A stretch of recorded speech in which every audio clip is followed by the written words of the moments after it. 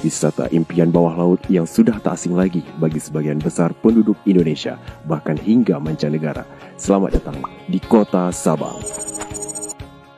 Nama ini diabadikan dalam lagu Dari Sabang Sampai Merauke yang merupakan salah satu lagu nasional yang cukup populer. Sabang, sebuah kota di Provinsi Aceh yang terdiri dari 5 pulau. Pulau Weh adalah pulau terbesar di mana bernaungnya pusat kota dan pemerintahan. Kota yang dihuni oleh 34.571 penduduk dengan luas wilayah 153 km persegi ini terdiri atas 2 kecamatan dengan total 18 kampung atau desa.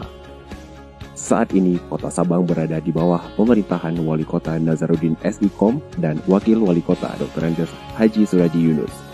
Pemerintah ini fokus pada kepentingan rakyat kecil, dibuktikan dengan pelaksanaan visi dan misi Wali Kota dan Wakil Wali Kota yang tertuang dalam janji kampanye keduanya.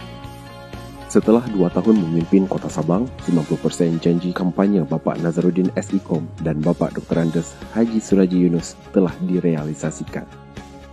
Di antaranya, program-program pro rakyat kecil, yaitu pemberian subsidi listrik bagi keluarga pemakai daya 2 dan 4 ampere, dan gratis LPG 3 kg bagi masyarakat kurang mampu. Sejak 2018, kedua program ini sudah disalurkan melalui Dinas Sosial Kota Sabang, dengan total penerima manfaat masing-masing 6.800 penduduk untuk subsidi listrik dan 6.600 jiwa untuk subsidi LPG 3 kg.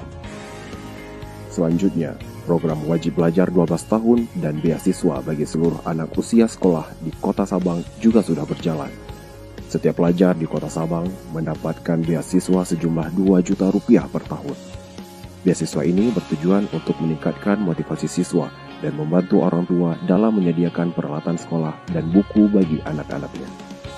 Salah satu program terbaru adalah Genasih. Pemko Sabang dibantu oleh UNICEF memberikan bantuan tunai bagi anak usia 0 hingga 6 tahun sejumlah Rp150.000 per bulan per anak. Program ini bertujuan untuk mengurangi jumlah anak yang terkena malnutrisi dan stunting di Kota Sabang. Pada tahun 2018 saja, jumlah anak penderita stunting di Kota Sabang mencapai angka 26,5%. Dengan adanya program Genasih ini, diharapkan persentase anak terkena stunting di Kota Sabang bisa turun di bawah 20%, yaitu batas maksimum yang ditetapkan oleh Organisasi Kesehatan Dunia atau WHO. Selain program bantuan pro rakyat kecil, pasangan wali kota dan wakil wali kota terpilih juga fokus pada pembangunan infrastruktur yang mendukung Sabang sebagai kota pariwisata. Peremajaan pelabuhan penyeberangan Balohan adalah beberapa di antaranya. Profesionalitas manajemen kota juga ditunjukkan dengan beberapa penghargaan yang didapat, termasuk opini wajar tanpa pengecualian atau WTP yang didapat dari Badan Pemeriksa Keuangan. Opini ini sudah didapatkan pemerintah Kota Sabang selama 7 tahun berturut-turut yang menunjukkan profesionalitas manajemen keuangan daerah. Sabang telah dikenal ke seluruh penjuru dunia sejak ratusan tahun lalu. Bahkan di akhir abad ke-19, pemerintahan Hindia Belanda menjadikan Pulau Weh sebagai pusat pengisian batu bara bagi kapal uap yang lalu lalang di sekitar Selat Malaka. Hal ini disebabkan oleh keistimewaan pelabuhan Kota Sabang yang memiliki kedalaman laut alami yang dapat menampung kapal berkapasitas besar sekalipun. Sejak dahulu hingga kini, wisatawan domestik dan mancanegara ramai berkunjung ke Sabang, mencapai puncaknya dalam beberapa tahun belakangan ini. Pada saat ini, pariwisata sudah menjadi sumber pendapatan utama di Kota Sabang, dengan total pendapatan Rp664 juta pada tahun 2018. Pada tahun tersebut, ada 700.000 wisatawan domestik dan 30.000 wisatawan mancanegara yang berwisata ke Sabang, terpikat oleh berbagai destinasi wisatanya yang sangat indah dan menarik. Bagi wisatawan lokal, alasan utama berkunjung ke Sabang adalah untuk berfoto di Tugu Kilometer 0, titik paling barat dari Negara Kesatuan Republik Indonesia. Wisatawan juga tak pernah melewatkan indahnya pantai dan alam bawah laut Iboe. Keindahan bawah laut ini dapat dinikmati dengan menggunakan bot kaca. Operator akan membawa wisatawan ke lokasi dengan aneka koral seperti karang batik dan anemon.